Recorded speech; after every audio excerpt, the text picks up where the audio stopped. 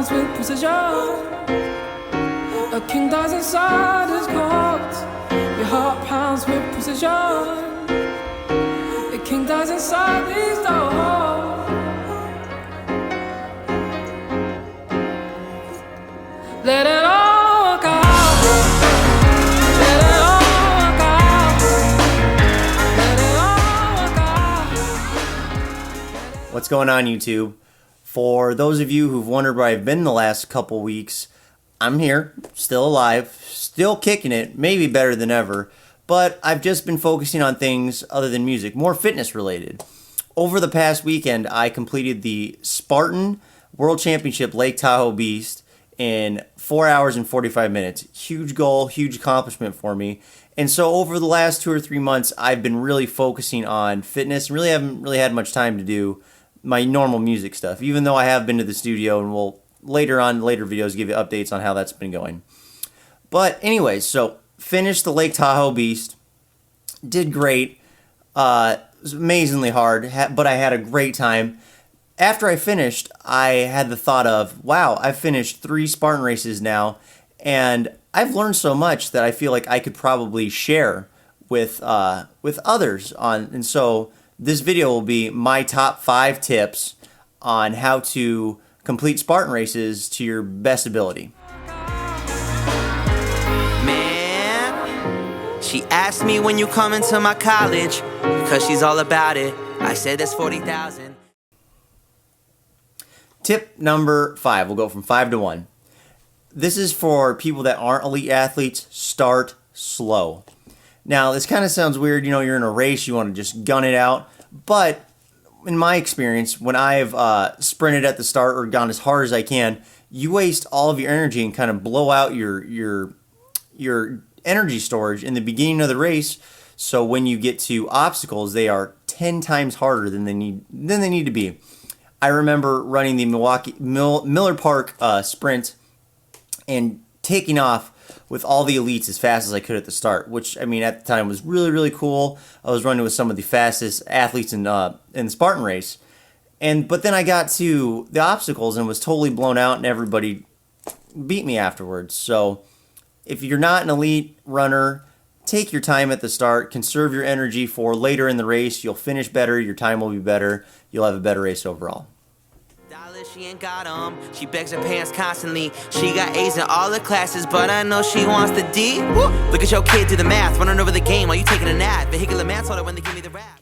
Tip number 4. This is related to number 5. Take your time on the obstacles. If I had a nickel for every time I saw someone run as fast as they can towards an obstacle because they're all excited for it, and then try to do it and fail it, and then have to do their 30 burpees, I'd be a pretty rich man. I'd probably have enough money to enter another Spartan race.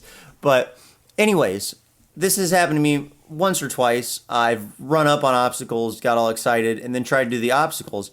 I'm huffing and puffing, my heart rate's going, and I fail the obstacle, have to do 30 burpees, ended up it's not necessary. If you go into an obstacle, take your time, coast in the obstacle, even stop, rest, let your heart beat, kind of reset, kind of take a deep breath. Obstacles, 10 times easier. I heard this tip before the Lake Tahoe Beast on a podcast called Obstacle Dominator. I'll throw the link down in the description. Great podcast for any people that enjoy that kind of thing. But I took my time going into all the obstacles, and I did the fewest amount of burpees that I've ever done in a Spartan race. And the Beast had more obstacles than any Spartan race that I've ever done. So very cool. Also, related to number 4, any sorts of obstacles that require grip, if your hands are wet at all, walk over to the grass and just wipe them off in the grass, wipe them on the inside or dry part of your shorts. Makes a huge, huge difference, that little thing. Probably gonna need a miracle to marry me back. Make fans, move units. Tim Taylor, that's home improvement. Cameras follow me everywhere, but don't call me Truman. Resume is like a Rubik's Cube, cause it's hard to use it. I'm Harley. Tip number 3. Now, this is kind of different for everybody else, but I'm just trying to get across the general point of pre-race nutrition is huge. Don't go into any race not having anything in your system at all. It's just dumb. You're going to hurt yourself in the long run. I've read studies, and I did this before my Lake Tahoe beast. I ate one large meal 12 hours before my run and then just snacked the morning of. And I ran so well the morning of. So 3, pre-race nutrition. It's huge. I'm not going to really dig deep into it. Look up other videos on YouTube if you're interested in more pre-race nutrition videos. So hop it onto that train. Always motivated by love, never motivated by fame. Blink once, it's like what's my age? They stressing off of my accolades. People tell me I'm doing great, but honestly, I just can't relate. Number 2. This one is super important. I wish I would have known this back when I started. Run early. Now, you may think this is kind of weird, but think about what kind of race you're doing. You're doing a mud run. There, in the Lake Tahoe Beast, for instance, 10,000 people, I heard 9 to 10,000 people estimated, ran over the weekend. That course had a lot of feet running through it. Now, luckily, Lake Tahoe was a dryish course, but I ran the Chicago Super in Marseille. And luckily, I signed up early. Finished early. I went back on the course during the mid part of the day to watch some friends finish, and the course was tore up. If you start early, you're going to get the course in its peak condition. You're going to be able to attack it and not just try to survive it. So run early. And I'm going through some shit that got me stressing now. But like my homies told me, let it all work out. Tip 1. This tip is huge. I could rant on it for probably 30 minutes to 30 hours. And it really bothers me when I see people not do this tip. Proper shoes. This is huge. Huge. Some people, for some reason, think mud run. I'm just going to throw my old pair of Nikes on that I have worn in 5 years and have a sole flatter than paper on them. That is the dumbest thing you could ever do. Why? You're thinking, I want to get rid of some old shoes, right? Use them in the mud run. I know many mud runs have charities to donate their shoes. You can donate your shoes if your ankles and feet survive. I've ran mud runs in normal shoes once. The first mud run I did, it wasn't a Spartan race, never did it again. My ankles were so black and blue, and I was so frustrated from trying to climb hills in mud and hills in flat shoes. I will never, ever do it again. And mud run shoes aren't all that expensive. I found a pair of Asics. I can't remember the brand. I'll post a link in the description.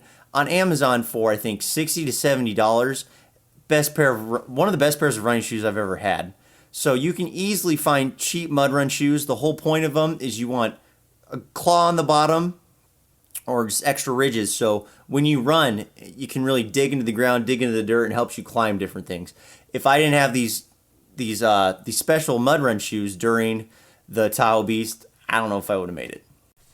So, guys, that is it. Those are my 5 Spartan race tips. If anybody has any questions, throw them in the comments below. I have coupons and codes if you want to run a Spartan race for a little cheaper than what the price is. So, that is it for me. I'm going to be working on some new videos in the future. I'm still pretty busy with some other stuff. But, yeah, that is it for me. Stay fit, stay focused. I will see you guys later.